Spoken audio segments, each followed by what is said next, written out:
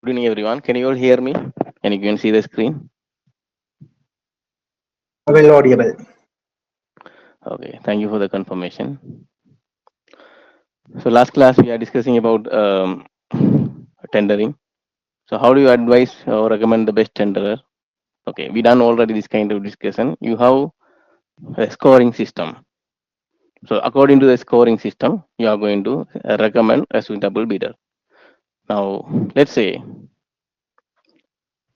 somebody doesn't have the technical scoring, but they have a commercial scoring is very good compared to others.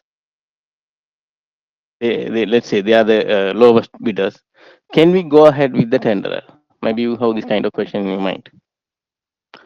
According to your professional advice or practice, you don't recommend them because you have the scoring metrics. But however, who's the one going to give the project to the contractor employer, isn't it? So therefore, he's the client.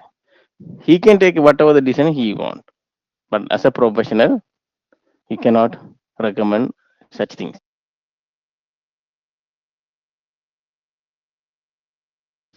Okay. So, what is your advice if some prices or rates are higher than the market? Okay. So, what do you do? Maybe a pricing error, or it is maybe a part of the front end loading.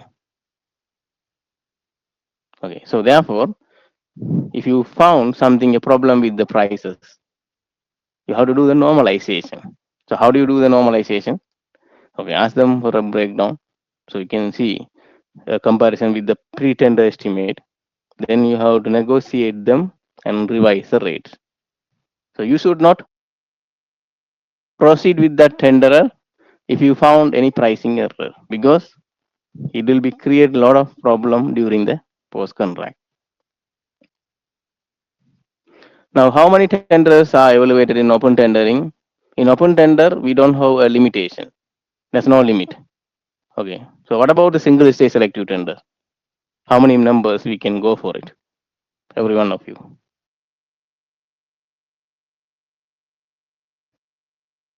Single stage selective tendering. How many? 5 to 8. Yes. 5 to 8. So that is recommended by RICS. So how these 5 to 8 come, we don't know. They are recommending, so you can go for a 5 to 8. But in practice, you don't go 5 to 8. Maybe go less or more. It depends on the client preference. Okay, what about the nomination tender? How many tender you will invite?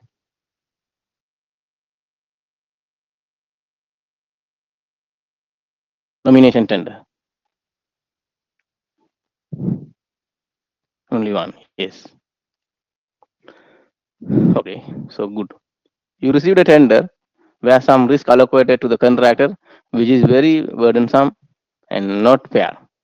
But your company does not have any project at the time and your management is desperate to get this job. How would you advise your management on this tender? Now let us understand this question carefully. You don't have any project.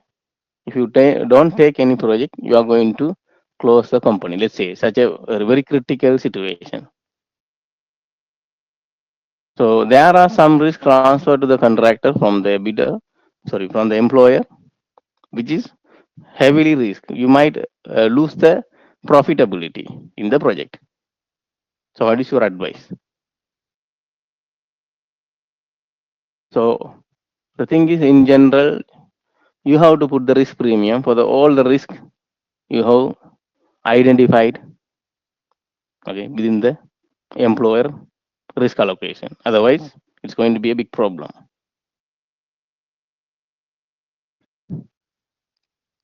Okay. So how you evaluate consultant tender? Now we talk about the contractor bid. So whereas open, single stage, two stage, nomination and serial, these all are for a contractor. What about consultant? How they got appointed? Okay, that you should know. Let's say if you are a consultant QS and working for the any consultant companies and you are going for an interview and they're asking, okay, how do you get the new project to us? How do you bid? So this is part of that question. So they will look your relevant experience. Like contractor, they have the relevant experience. Same like consultant, you are going to provide the relevant experience, and also you will understand the scope of work. Now, what is the problem with the scope of work? Say, let's say some consultant service regard dispute resolution service. Okay, you might support for a litigation or ADR service like a arbitration or mediation, conciliation. If you don't have a resources, then you can't promise. Otherwise, let's say you agree, you will do the dispute resolution, and finally you don't have resources to do. Okay, the client will make a claim against the consultant. How they do the claims? What is the procedure?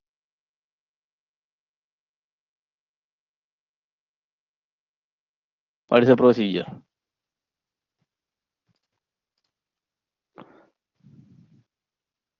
No. Notice to the So whoever working, consultant. what is that? Notice first.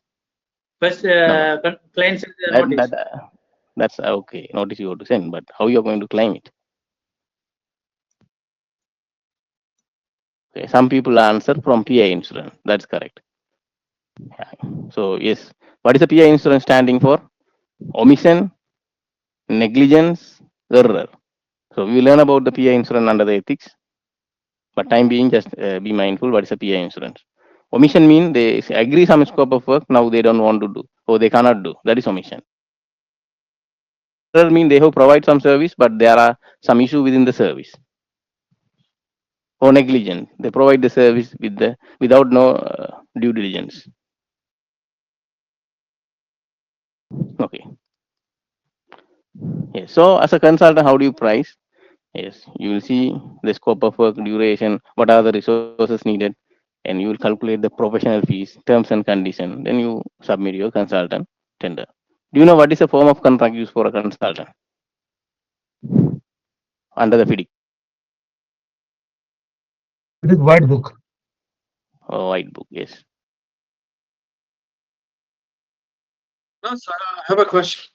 Um, Regarding the open tender, if it's a public tender, like, and for example, you have a portal, and then we keep mandatory requirements. So is it considered as a single selective stage tender, or it's still considered as a public tender? Okay. The procedure for open tender and the single stage tenders are different. When you are calling for open tender, you will ask all the pre-qualification, the commercial technical submission all together. Whereas in the single stage or two stage, first you will ask for a pre-qualification. If you like, yes, then you will send the expression of interest. So that is how you will identify whether what type of tender. Okay, so what is the tender inflation or construction inflation? Say, I put this question, whoever going for a final interview in the future, you have to study the NRM one. There are so many definitions available. So I can put all the definition here. So go and study all the definition available in the NRM one. So they it's not only these two. Say you are going for an interview, they ask, what do you mean by tender inflation? Or what do you mean by construction inflation?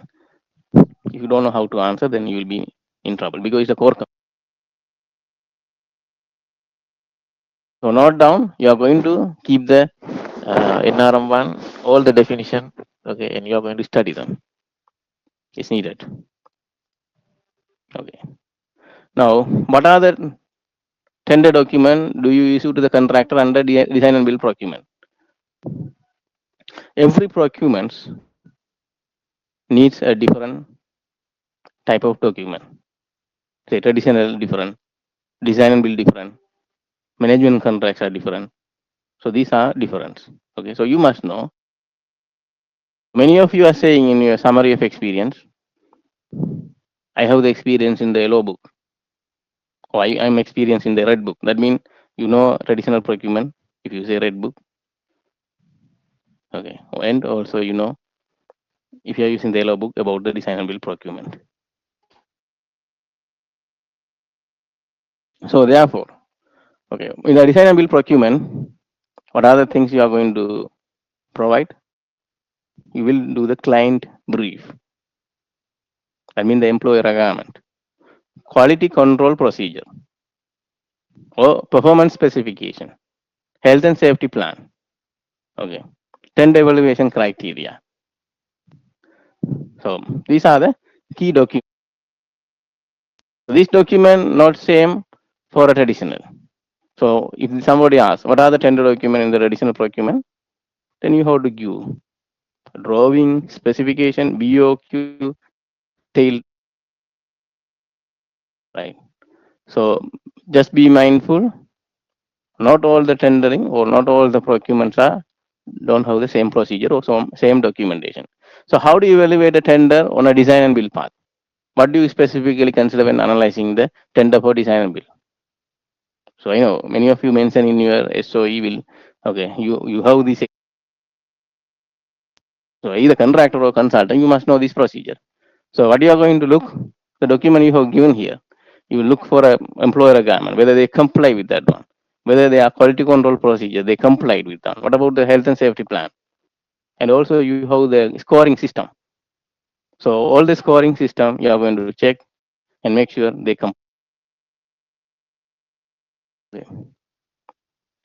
Let's say they don't comply with the quality control procedure or performance specification. Can we move ahead with these people? What do you think? No, you cannot. So criteria must follow. Now, how do you evaluate the tender on design and build path, or what do you specifically consider? The same question. Okay. So here I put some detailed answer for you. Go through.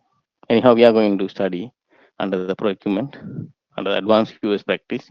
That is more detailed one. But if you talk about here, it give all the information. So first you are going to check the compliance. So we have the, the checking list.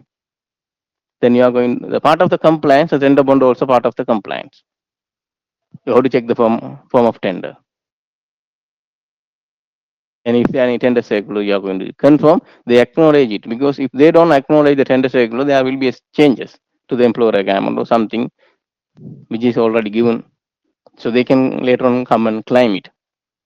So you have to make sure they went through. So all the pages are initialed and stamped. So how do you check the stamp and the initial? You have to verify the authorized signature. So how do you verify the authorized signature? How do you? How do you know it is signed by the right person?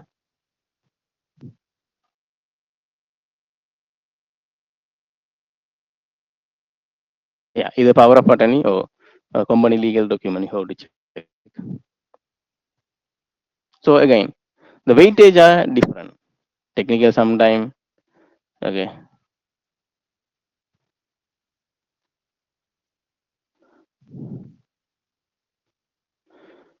Okay. There are small mistake here. Should be vice versa. Everybody change it. Okay.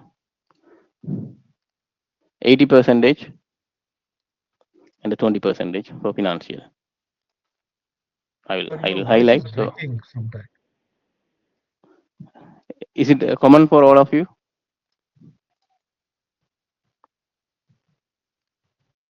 Is it common? Are you all having problem?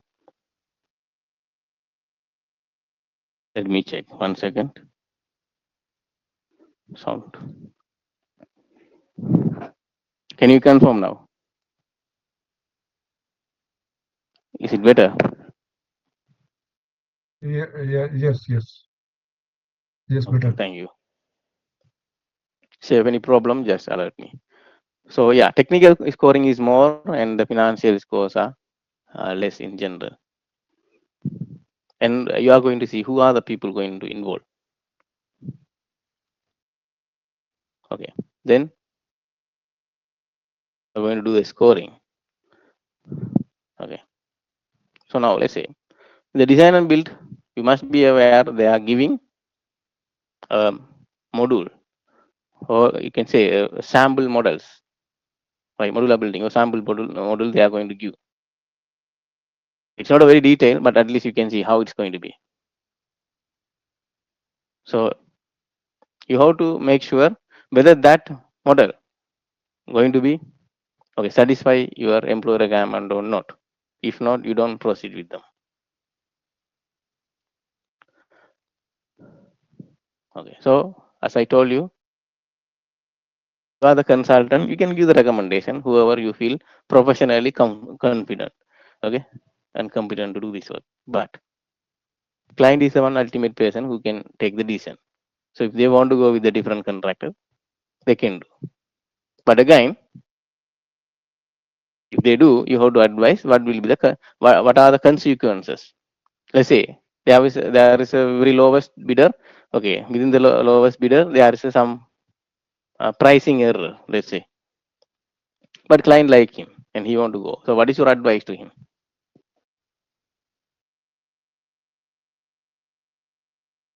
In future, the tenderers have come with some unnecessary claims and variation. Probably they will stop the work progress and get stop the work and try to go for the termination. Yeah, possible. Okay. There will be a disputes in the future. So yes, you should not. Okay. So these are extra notes I have put here because already I have given to you all the information how you are going to check the design and build procurement. Okay. So how do you decide the percentage of the technical and commercial weightage? Regardless what is the procurement route, these weightages are decided by a tender committee. So you are not the one deciding them. So how tender committee decide? They have a priority and they have the existing experience. Accordingly, they might have. Okay. So can you all answer this part?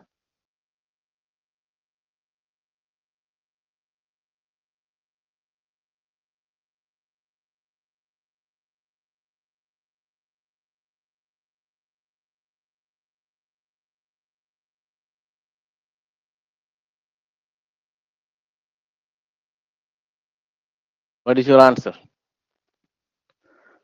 I have to advise to them 80% is for technical bit and commercial bit on 100 million tender. Yes. Because we don't know. There's a gap in the pricing. We are not sure whether the 60% is core bidder understood all the requirement of the project or not. Okay. So yes. Okay. Now we will move to the procurement. Okay. So how many procurement you people knows?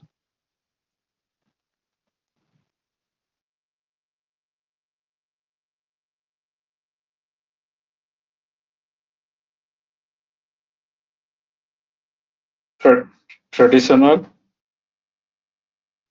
design and build. And under the traditional, there's a two variants: acceleration method and the sequential.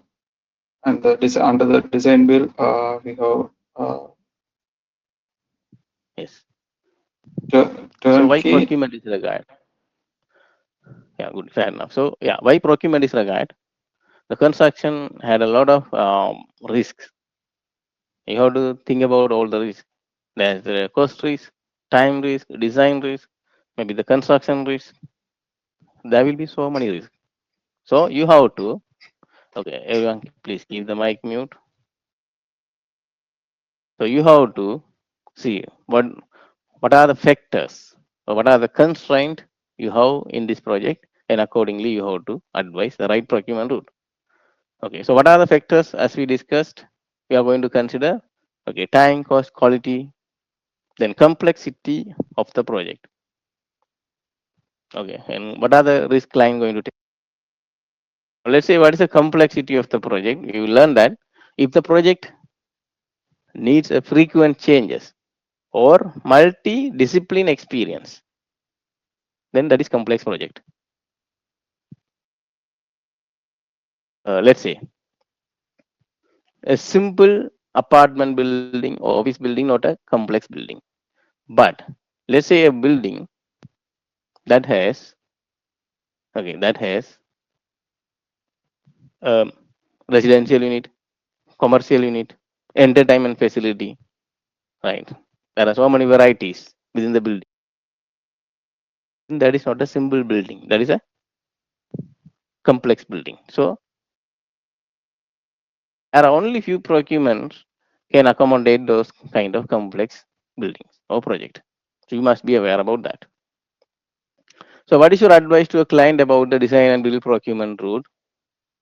Okay, when you are trying to advise about the particular route, you have to talk about the advantage and disadvantage. So mainly advantage, cost, time, certainty, single point responsibility, and the early start in the site.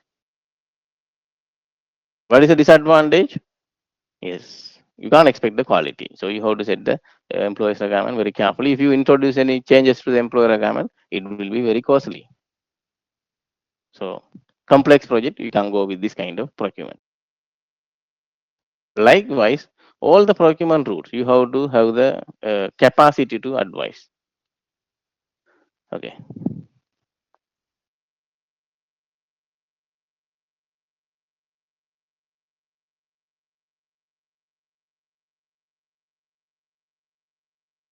So what are the procurement route and what is the common procurement method in MENA region? Or that means the Middle East region, and why they are selecting this procurement method? Okay, so yes, mainly we are having the traditional and the design and build. And why they are using? Because of the time and the cost certainty. Okay. Similarly, okay, are they not using any other procurement route? They are using, depend on the project. There's a turnkey, there's a management contract, there's a framework agreement, some contract. Okay, so it depends on the uh, key constraint of the project. So in design and build, the design and the construction responsibility by the contractor. So if you found as a client representative contractor not performing well, okay, what you can do? There are so many methodology to improve the quality. One is you can do the novation of the design consultant under the contractor. So they are going to implement the design. Okay, that is one. Second,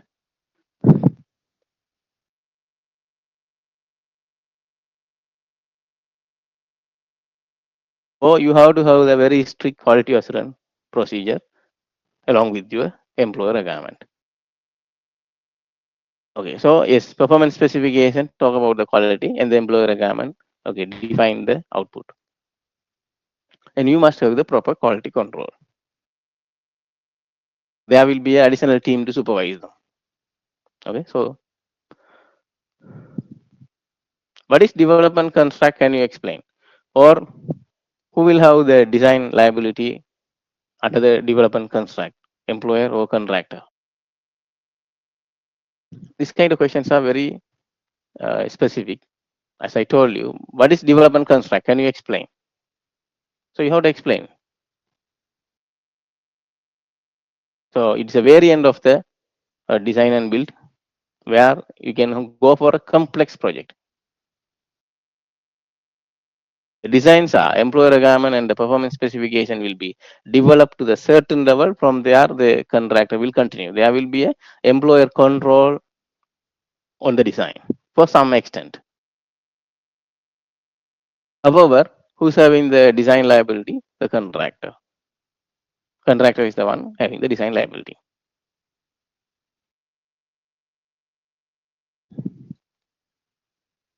Okay.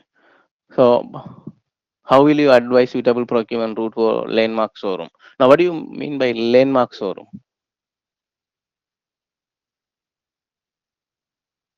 Maybe specific design and it is considering aesthetic requirements. Yes. So if you are having some kind of a aesthetical program or quality, in the output, then as I told you, only some procurement route can satisfy that. So what do? You can go for a traditional, or you can go for a development contract under the traditional. Okay. Now another factor you have to think here. Let's say, why don't you go for a construction management or management contract or framework agreement or term contract? It depends. If your design is already done and you want to take the design responsibility as the employer, go for a traditional. Let's say you have done some extent design and you want to develop it to the further level where you need the know-how knowledge of the contractor, then you can go for a development contract. Can you suggest me one more procurement route that you are feeling it is also good to go? Yeah, client experience. Client means we can go for the management contract or construction management procurement route. Okay, good. Any others? So if the client experience only, you can go for it. Any other procurement route?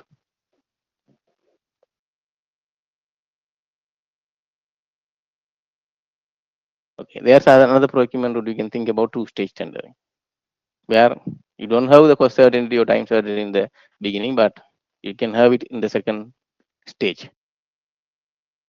So this is also suitable. So you answer, and your answer should be justified. That's all in the interview panel they look for. So how do you achieve the cost certainty in the design and build?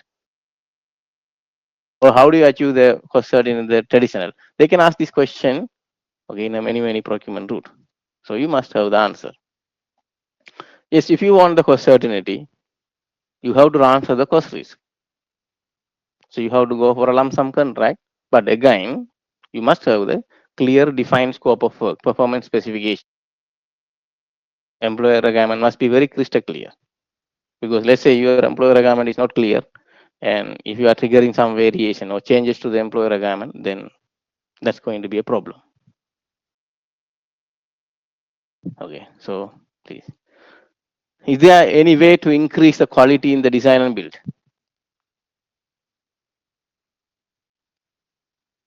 Yes, we can for Yes, the yes. development construct procurement Develop and and construct. to develop, improve the quality of the project. Okay. Yes. Yeah. If you want to go for a design and build, but you need the quality, then you have to go for a variant of the design and build, which is a development construct. So that is the one much suitable. So who would monitor the quality of the design on the design and build? Definitely the consultant must be there for an employer. So if you have the original designer, they don't novate it under the contractor, they can retain to monitor the quality, or you have to hire the PMC. Okay. So you will advise on suitable procurement route for a workshop or warehouse. Now you understand it is given the project criteria. Is workshop or warehouse. What do you mean by this point?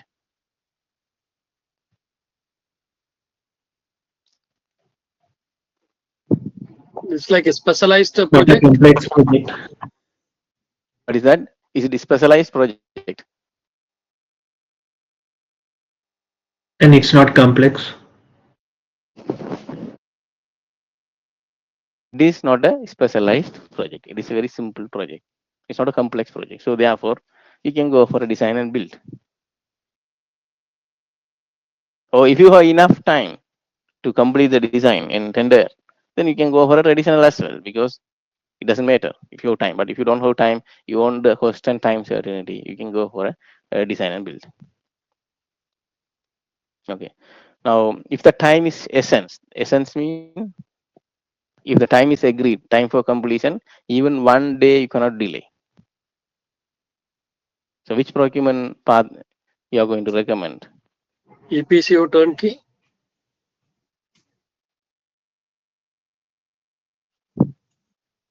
Design and build or the develop and construct.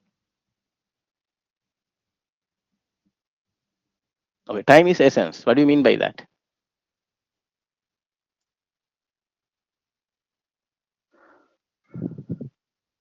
What do you mean by time is essence? There should be a time certainty. Yes. So yes, if you talk about the traditional consume more time than the design and build, and he need a simple office building. So therefore, you can go for a design and build because it is time is essence. So you need to start the project quickly.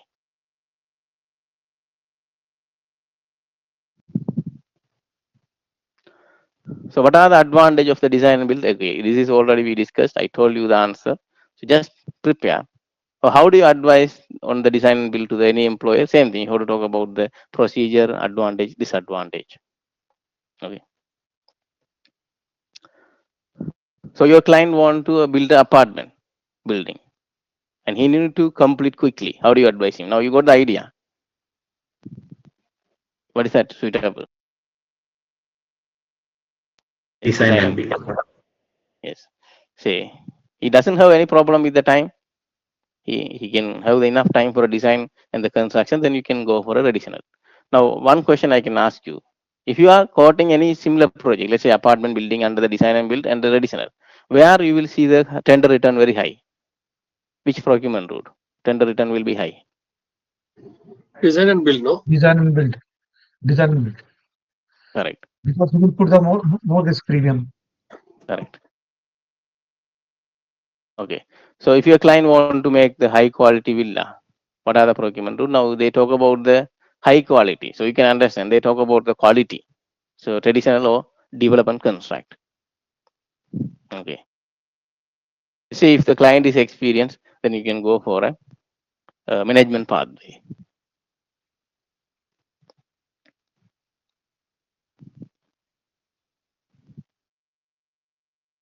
What is your advice on the procurement route where time and the quality is the priority? Now they talk about time is also very important, quality also important. So which one? Design and build, develop and construct, Develop or and management. construct, or if the client is experienced, we can go for the management contract or construction management. Now they need a time certainty and the quality. So yes, you have to go for a development contract because under the management contract, okay, you don't have the time or quality or cost certainty until you award the last package. So here it says, okay, you need the time and the quality. So development contract will do that. This is how you justify what procurement route is best. So you talk about the substation. What procurement route good for substation? It's like a specialized project, we can say. You decide what is the best. If it is the big substation, I can go for the turnkey project procurement route. If it's a normal substation, small substation, mean I can go for the design and build procurement.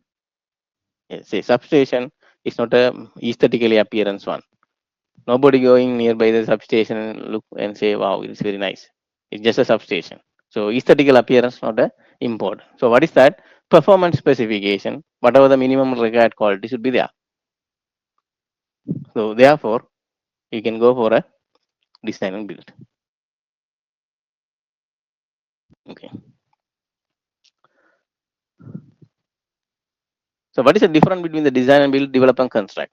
Now this kind of question to test whether you have the thorough knowledge about the whole procurement route. So they will ask you what is the difference between the traditional and the design and build, or traditional and the develop and construct, or traditional with the CM or MC. All the things they have to check your knowledge whether you have the knowledge or not. So I know there are tricky question I can ask you. You will fail normally if you don't study very well. That is, what is the difference between the two stage and the design and build? Most of the people will end up, failing that questions. So what is the difference between the design and build and the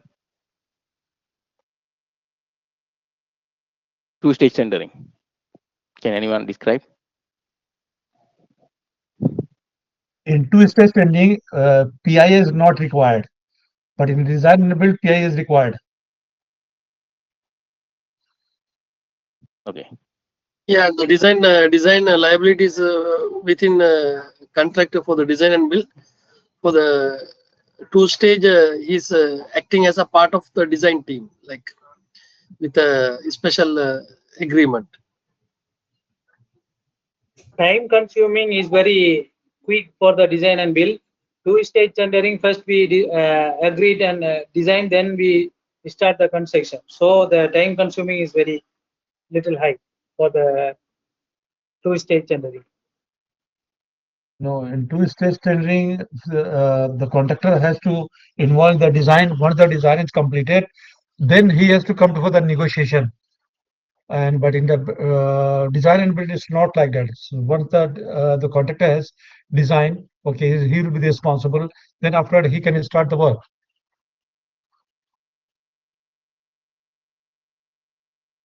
Okay, so answer In for that two-stage one. tendering, we have the pre-contract service agreement, whereas Hmm. in design and build, we don't.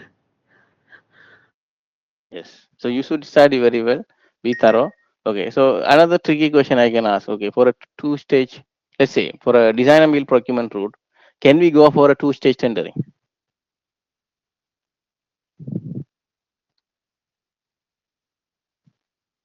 Okay. Yes or no, everyone? If I think no, No, Okay.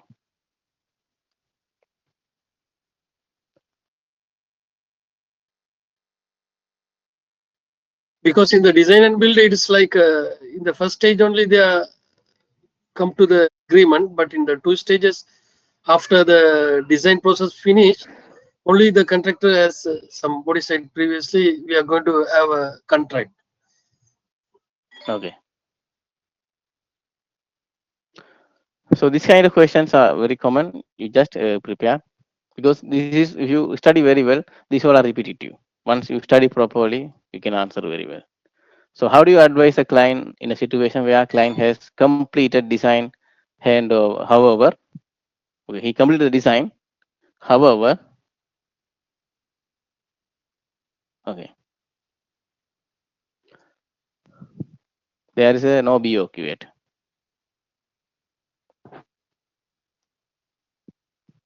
So what is your advice? Line is ready. I have to go for the traditional procurement route and the traditional procurement route and lump sum tendering method. With the lump sum, the design, BOQ preparation risk, I will share to the contract. First part is okay, second part is no. So you have Yeah, to yeah. go for a traditional traditional. procurement with measure and value. No, that's wrong. No, no, the traditional method with the specification and drawing. The contract method is payment method Okay, is lump sum. okay. With Specification. some theory, Design don't and change. specification, yes. Some theory, don't change in your own way. The theory name is traditional route. Route traditional. Don't say route traditional. Design and build. You can't say build and design. Do you understand? Same way, drawing and specification is a name for that particular route. So don't say specification and drawing. Do you understand? Use exact keywords. Otherwise, you will get confused. Or you confusing the assessor what you are trying to do. Okay. So here now I have to give you some more guidance here. Okay. Based on drawing and specification suitable for a small project.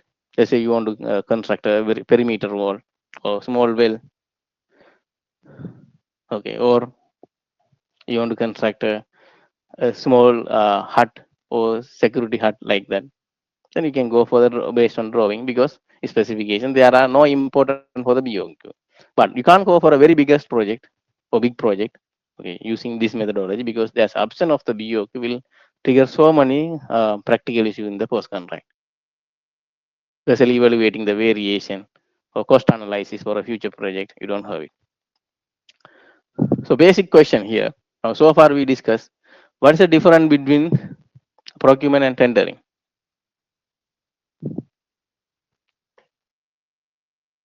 So yes, the procurement is the methodology how you are going to deliver the project. It defines rights, obligation of the parties. Whereas the tendering is a way you are going to bring the contractor on board to do the contractor, okay, to do the what? Complete it, to do the project. So you are going to bring the contractor to the project. Okay. But procurement, it define what type of contract you are going to go, what form of contract you are going to go, what type of procurement route you are going to go, what type of tendering you are going to go. It define everything. Okay.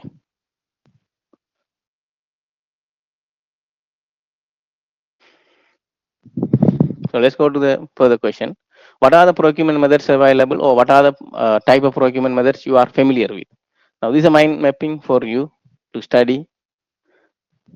Okay, you have to study, and under the advanced QS practice, we will do a detailed discussion of each and every procurement route. Okay.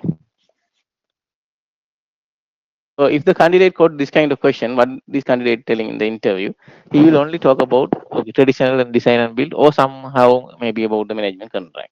But you have to tell all the variant, because the interview to test your quality and the knowledge level on your experience level and the advisory level.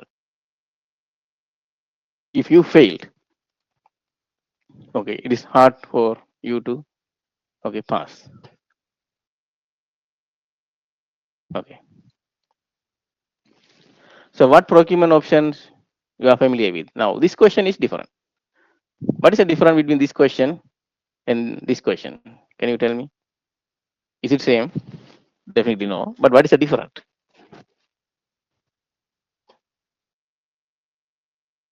Somebody Options explain. and methods. I'll be familiar with something you have Your practiced experience in and you the are very, procurement. very knowledgeable about it.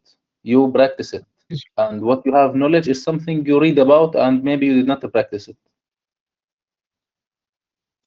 Okay. So you have the knowledge, you have the experience. That's what you are saying. Yes. Familiar with mean you went through, you go through, and you had experience. What is available mean you just tell what is available. You have to tell whatever the things you are really familiar, and you have to be ready to answer any question. Okay. So it is subjective what you really know.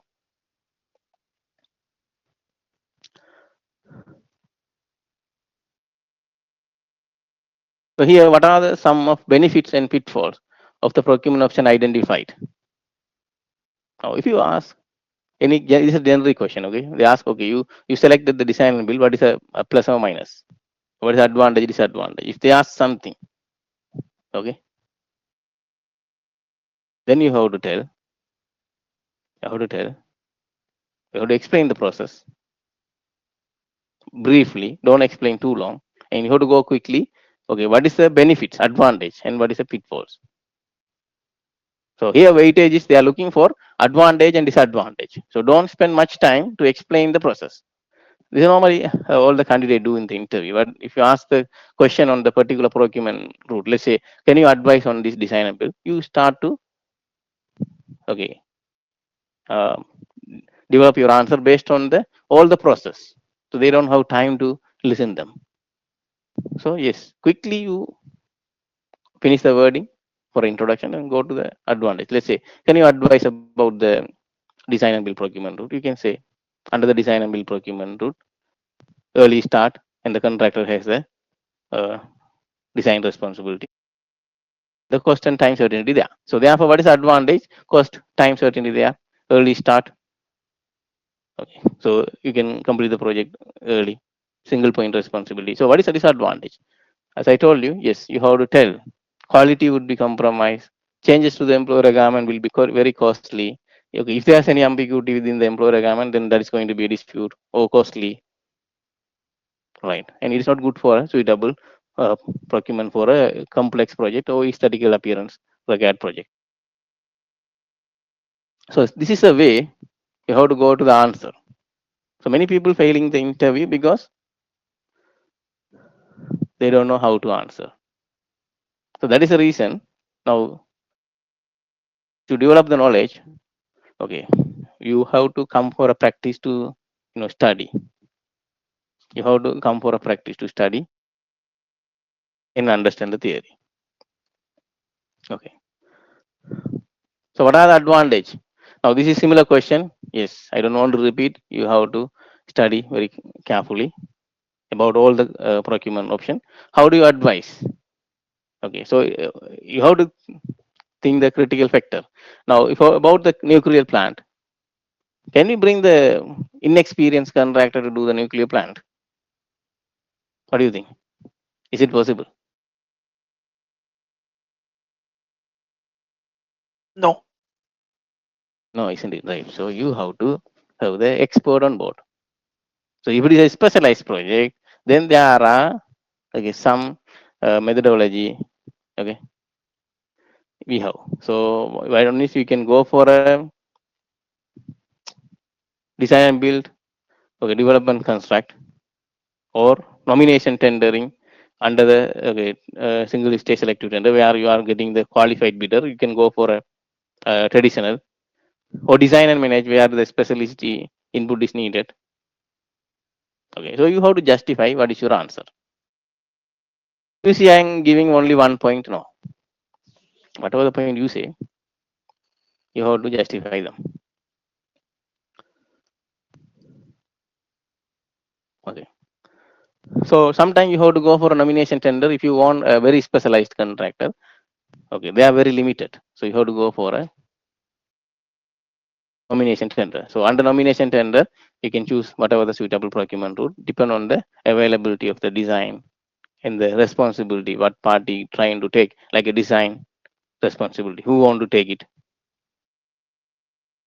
So likewise. So why would you advise to go for a design and build instead of construction management? Now, this is kind of a comparison you have to do with the whole procurement route.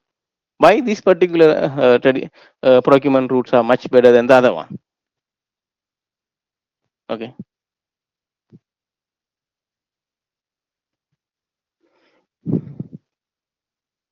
so that is very clear. So this kind of question, you have to tell about the benefit of the first methodology compared to the second. So what is the benefit for go for a design and build instead of construction management? Yes, you have to tell single point responsibility. Then you can tell client no need to be experienced. Early start both are possible, but under the construction management, the design responsibility with the employer. But if you want to give the design responsibility with the contractor, then this is the best. Quality design and build not that much quality. So you can't say that negative points when you're answering the best things about. Do you understand? It won't come quickly. You have to practice. So if you want to practice, you should have the clear knowledge.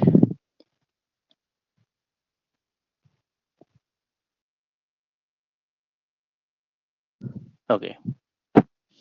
So I have given the points. Same way you have to practice.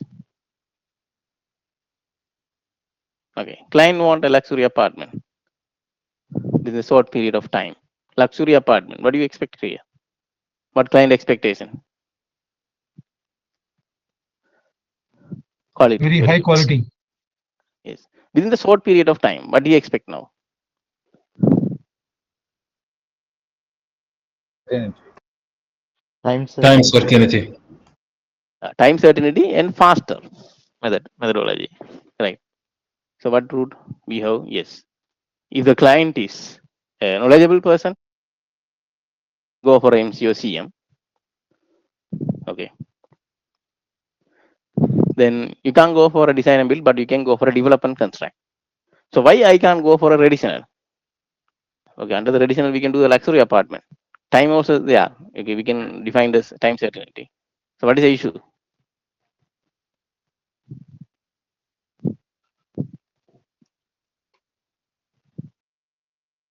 Quality will be Saying same. within the short period of time, huh?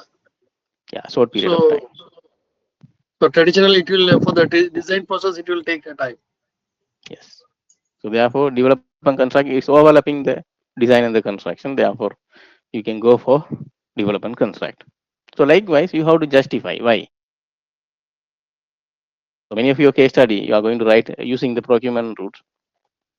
Okay, if you write the case study using the procurement route, I know most of the assessors don't have that much detailed knowledge on this procurement subject.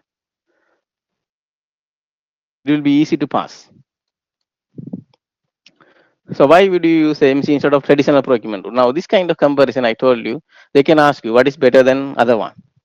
Yes, so you don't talk about the negative point. You have to talk about the positive point. So what is better? Early start possible. Okay, and you don't need to wait until the design completion. Okay, and if you don't want the cost certainty, you can go for it. But it is suitable for an expert client who has the experience. Similarly, why you want to go for a CM instead of MC? If they ask, okay, you must know the answer. Monas, Yeah. are you going to explain all the tender methodology and procurement route in details in advanced QS? Yes, yes, we will discuss. When, please? You have the timetable, go through with that. Okay. But what we agreed now, as he asked, okay, there will be a extra classes we are planning to do. I will update. So already I have updated for this month, the last lecture, and I will update. So yes, we will discuss in detail everything. So what is turnkey? Can you explain? Now this is all the process you have to explain, including the advantage and disadvantage. Okay. So same way, what is this procurement do? They can ask you. So you do you understand the pattern of the question? How assessor asking every one of you?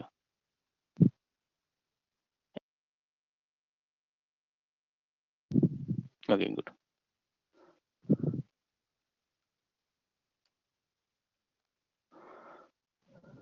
Okay, good.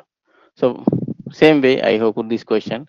I don't want to read it again. So it's like a patterns. You have to understand the pattern. Is there any standard form of contract? Now, this kind of questions are different varieties. Now, they are asking about the standard form of contract, trying to connect with the procurement and the condition of contract. So, what is the standard form of contract for a traditional? What is a standard contract for a design and build? Okay, what is a standard form of contract for a turnkey? Like that, they can connect. So, you have to answer.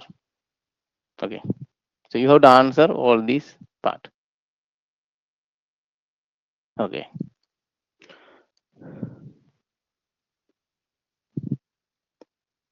so just keep idea about the patterns. Why would you use a JCT without quantity instead of JCT with quantities? Now, this is the theory we discussed somewhere else. Anyone remember?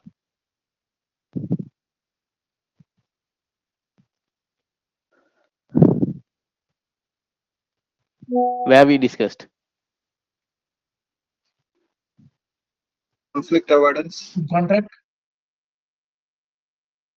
in the type of contract under the lump sum.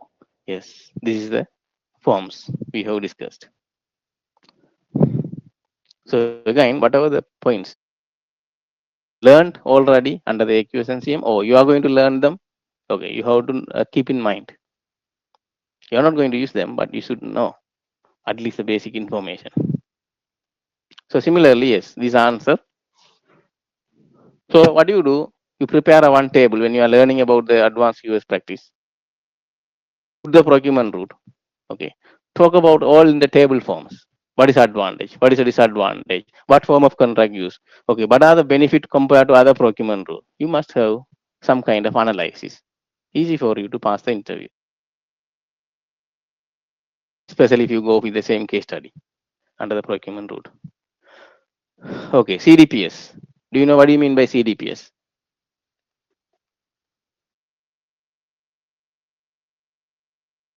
Contractor design portion supplemented. Is that complete? Yeah, when the design is not Construction 100% is, completed, design then portion supplement. Yes. Contractor design portion supplement means who's responsible for this design if it is go under the CDPS. Employer, the certain portion contractor responsible. I am talking only the CDPS. CTP is contractor responsible. Okay, so you have to strike the answer to the question. So contractor responsible. So if the contractor must go for a CDPS, what kind of insurance the employer must ask from him? professional deviations. Yes, true. You have to go for a PI insurance. So how would you incorporate contractor design responsibility into a contract? Now the questions already we discussed about through the CDPS. Okay. So if you want some part of the work to be done by the contractor using his know-how knowledge under the additional, okay. Do we need to go for a CDPS under the design and build or develop and construct? No, Why? we can go with the traditional with the Answer why you don't need to go for a CDPS for that particular procurement route. Because the contractor will design the whole project. Yes, so already the responsibility under him. You don't need a CDPS. So what documents in regard for a CDPS? Okay, it's like a design and build. You have to give some details. So you have to give the requirements, employee requirement, contract, performance specification, quality assurance, everything you have to give. Okay, then only he can design. Otherwise, how he can design?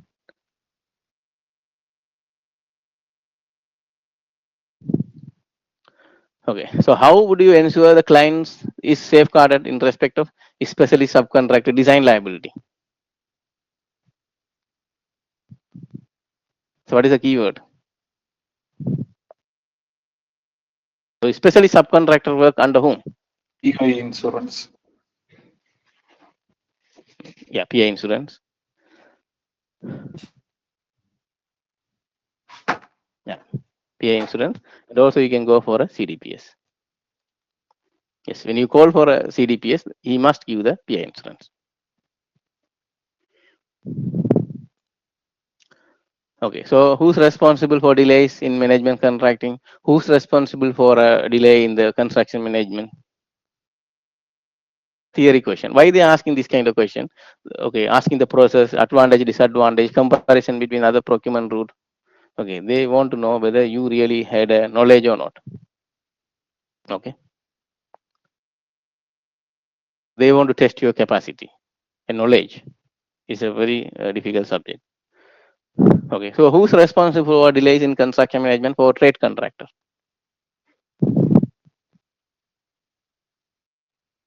Employer. Who? employer. Employer. Employer.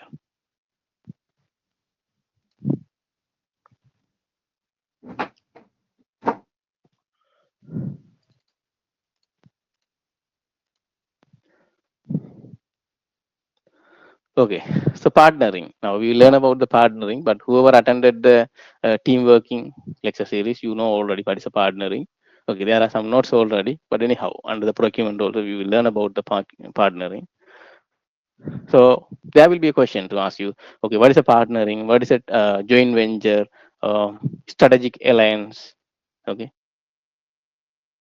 okay. Ultimately, okay, these constructions are involved by the so many disciplines like employer, consultant, contractor, subcontractor, supplier. Do you understand? So they are all different business entities, and they don't care about others' problem. So the the theories evolved in the construction industry, where okay, the theories are talk about the team working within the construction. So that is the outcome. You can see this kind of wording. So yes, you must have the idea about the partnering and all the things I told you. When you go for a partnering, there will be a advantage and there will be a disadvantage. So how do you manage them?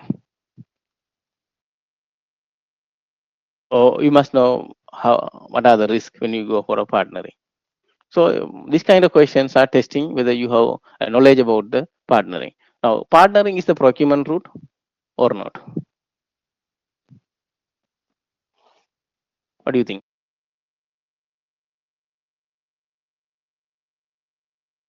What are you all thinking? Is it a procurement route? Okay, if you see the mind mapping of the procurement notes, it is not the procurement route, but it is a um, mechanism for strategic. We can apply for some procurement route where the design and the construction separated like a traditional. You can apply these kind of things. Okay. So what experience have you had of partnering? So you must have the experience about explaining. Okay. What do you know about the partnering? What are the rights and obligations with the partners? You form the partnering. How do you terminate the partnering? What are the challenges you faced? What is the benefit? So likewise, you must have the idea. Now, people, what they do in the interview, they think an answer. Okay, do you have time to think an answer? You can't drag the time. Say you don't know how to answer, and you want to turn around, and you are trying to bluff and keep on talking unnecessary things. They will come to a conclusion. Simply, you are not ready. So don't do that kind of practice in the interview. You don't know answer, you tell I will come back at the last. At the last, maybe they already satisfy you, answer a lot of questions. Maybe they satisfy you, answer or not this question, maybe they are happy with you. Okay. And you remember some of the question they asked and you can answer them. You can tell them at the last. They will give you 2 minutes to recall all of your question that you didn't answer and you want to come back. Because assessors are not they are to fail you. They are to evaluate and pass you. Failing you will make their difficult situation because they have to write the huge report. Okay, same way, what is the best procurement route to adopt the partnering? I told you just right now. What is that?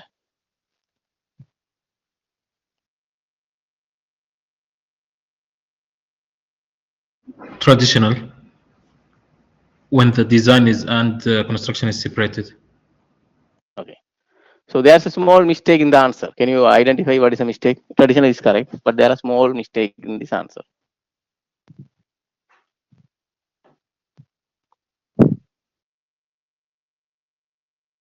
Anyone?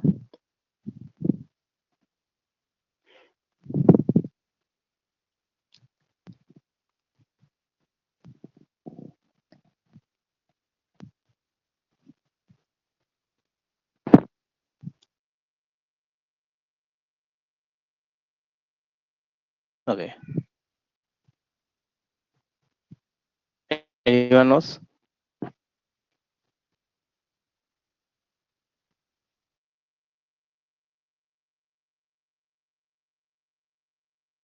Okay. It says I believe, I trust. Okay. Don't use this kind of word when you are going for interview.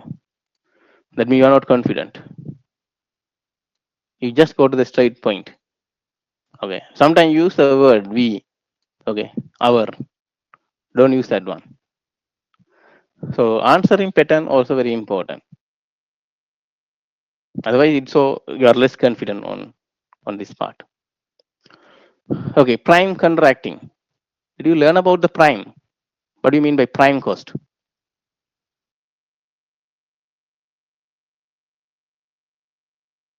What do you mean by prime It's the cost? actual incurred cost. What is that? It's actual incurred cost. For what? Prime cost is a material cost for the basic material cost. Normally in the BOQ we are using for unique purpose. Hello. Okay, so prime cost. Okay, refer to the keep the mic mute, please. Refer to the notes that we learn about the cost reimbursement contract on the last Sunday, or previously you have attended the type of contract. So go there and learn. It's mentioned what is the prime cost mean. So what is prime cost contracting? It's a cost plus contract. Yes.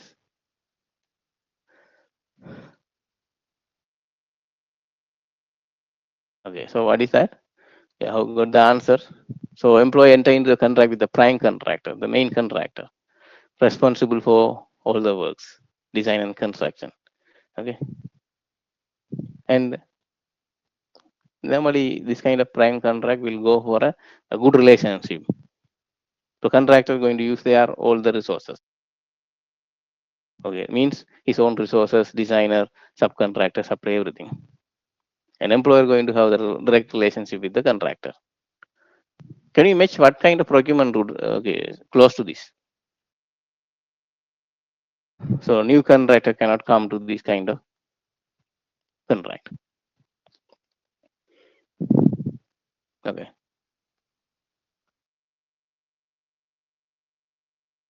Okay. So regarding the prime contracting, there is very less information available.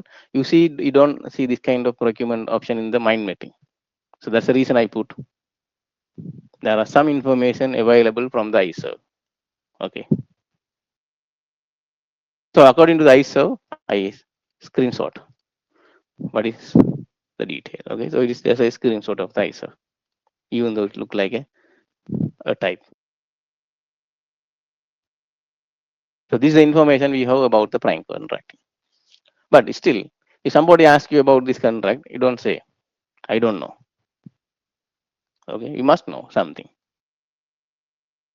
But very rarely you will entertain this question because there is less information available about this. Okay, so we learn about the serial contracts and continuation contract under the procurement rule. What is a serial contract? One contract finish, you go for the next one. What is a continuation contract? Okay, one contract finish. Okay, you will go with the next project with the same. So what is the difference here? The previously serial contract should be similar, but in the continuation contract, no, not similar. You can go for a different project. Let's say in the serial contract, one school project finish, you can go for a second school. In the continuation contract, okay, first project will be school, next project will be apartment. There is a difference.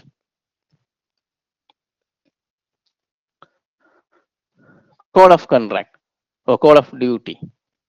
Okay, this kind of words you will see under the uh, term contract or framework agreement. What is a term contract? What is advantage and disadvantage? And what is a framework agreement? What is advantage, disadvantage? What is the difference between the term contract? Okay, so we will learn all of them. But do you understand? These are very theoretical subject. Okay, it is going to be very hard for you to memorize unless otherwise you have a short notes right now, or you do a small mind mapping to memorize them in a simple way. Okay.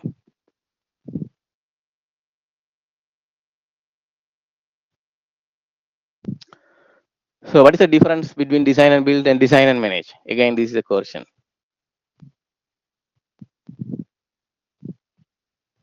So you must know the difference. I mean, you must know the theory. What is design and build? What is design and manage?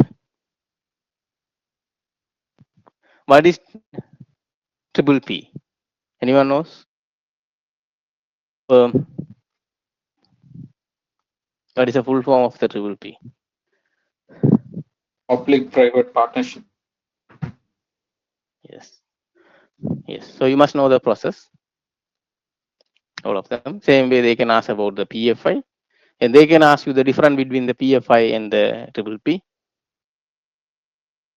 Okay. So the weightage of the subjects are very heavy, as I told you. You have to study very well. Now, since you understood the theory very nicely, okay, in the advanced viewers, you can learn it. Now, the people not yet attended this subject, don't worry. Okay, once we learn about the AQS, then you can have the good idea. Okay. So, what is meant by supply chain management? Now, part of the teamwork we will discuss. We already discussed. If you attended, I have explained about the supply chain management. Anyhow, it is also team working concept within the construction industry. Okay. So, how a contractor decide his fees? So, you must know there are some factors. So, how do you price the tender? Anyone?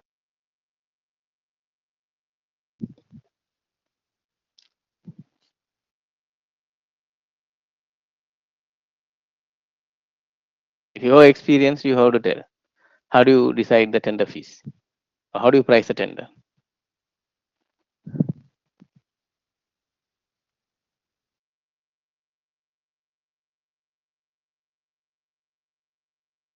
Okay, for calculating the overhead and profit, don't talk about the Hudson M10 EHL formula. Don't talk about it. Is nothing to do with your contract. And the client will ask, who is this fellow? Why should I obey his rules? It is not connected with any contract, so they can challenge you in the interview. So how do you price the head office overhead? 5%. Not 10 percentage. So do you understand the question? If you have a reason, you have to justify why 5%. So therefore, that answer is not correct. You don't stick with any percentage. Project to project, the risk factor will be different. Let's say heart of the city, you are calling for a 5% overhead and profit. Will you call the same profit percentage for the offshore project or middle of the desert? You can't. So therefore, that is variable. So you have to calculate it. What are the prelims going to involve, and also profit margin, actual cost, you can do something. Okay, you can't do anything with the actual cost. You have to price it accordingly. But the percentage of the profit margin depend on the situation. Let's say you have a lot of work, you don't want this project, then you can go for a high profit margin. Or this project is very risky, then you can go for a high profit margin. Otherwise, you don't have any work, at least you have to get this work to run the company, then you have to go for a low profit margin. But you can't play anything with the actual cost. It should be properly calculated. So if you don't have any other project, what do you think about the overhead margin? Sorry, profit margin. Less. We'll It will go be for the less. reasonable overhead profits. Yes, that's good. You go as much as possible minimum.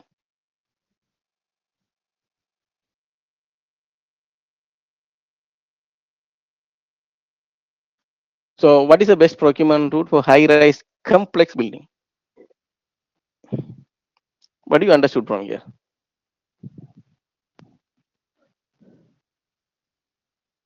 Best value. He's talk about the best value. So carefully, okay. Now complex project. Okay, we can't go for some procurement route. So you eliminate some procurement route. Now what is asking best value? Where you are going to get the best price? So which procurement route?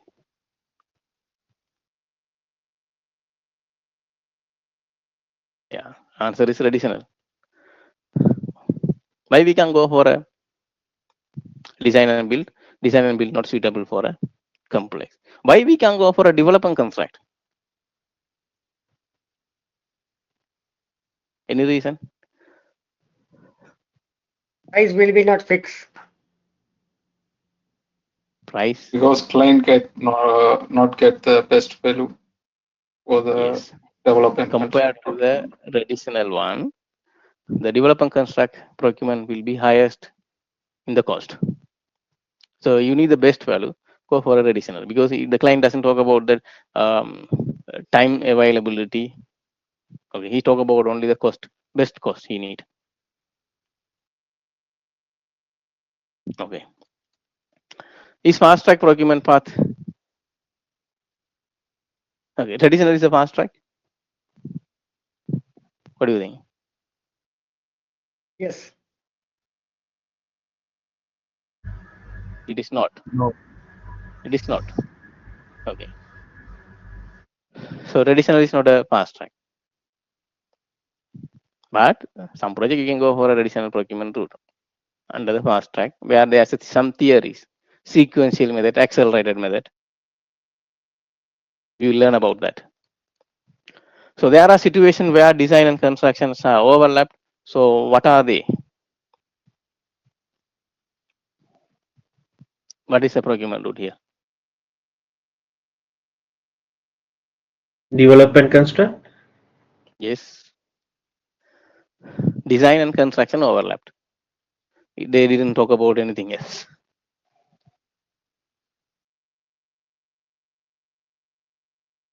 Okay, tell me some varieties. Develop and construct agreed. What else? Where the design and construction will be overlapped.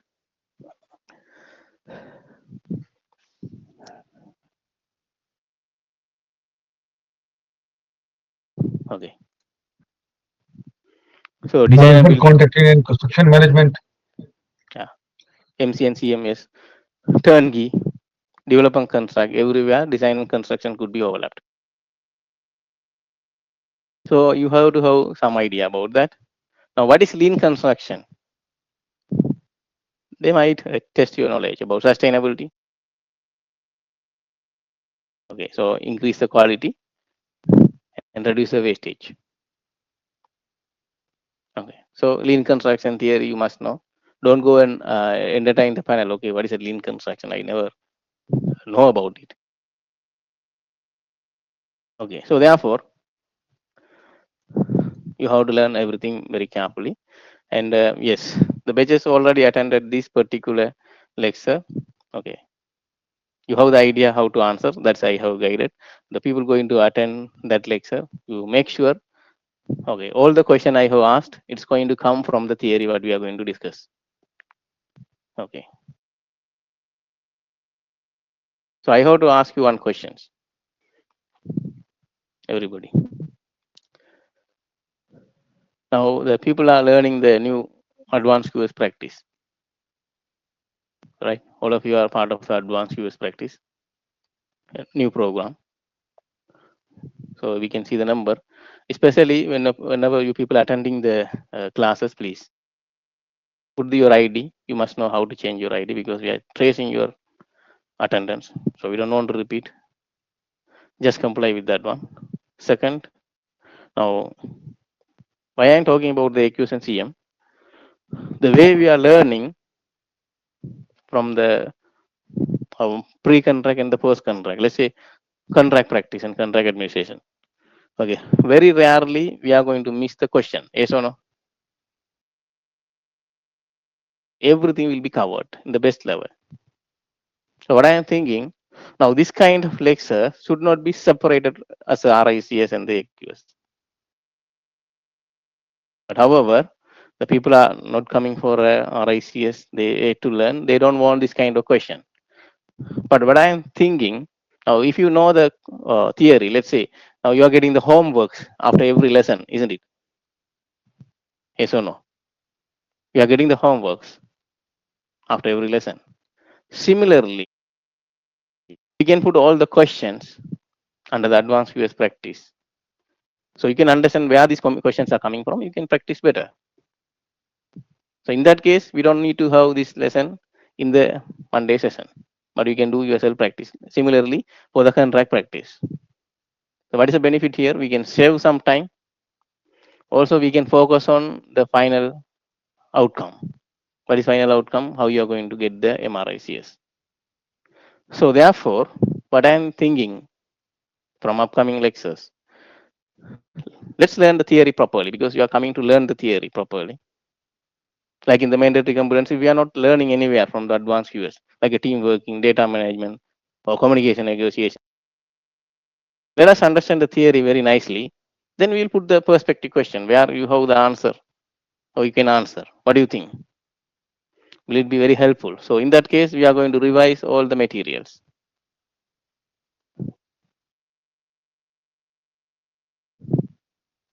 Okay, so what I thought, it is your opinion, but it will work for you better. Like in advanced US now, you learn last class about the suspension. So you know all the questions relevant to suspension and all the subclauses relevant to suspension. So whatever the question they ask, I ask you through the homework. Some of the people already responded and I sent the answer also. If you practice such a manner, it will save the time plus it will improve it's going to improve the quality. So are you all okay with that one? And for a final interview practice, now I don't see any benefit from this classroom because so many people from the past batches come and just going.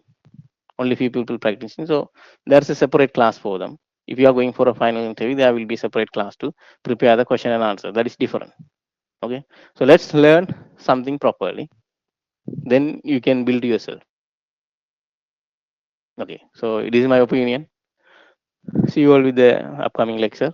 I will, since next week we are going to have the procurement, it is now covered already. So we will put the new subject. Okay. So good night to everyone.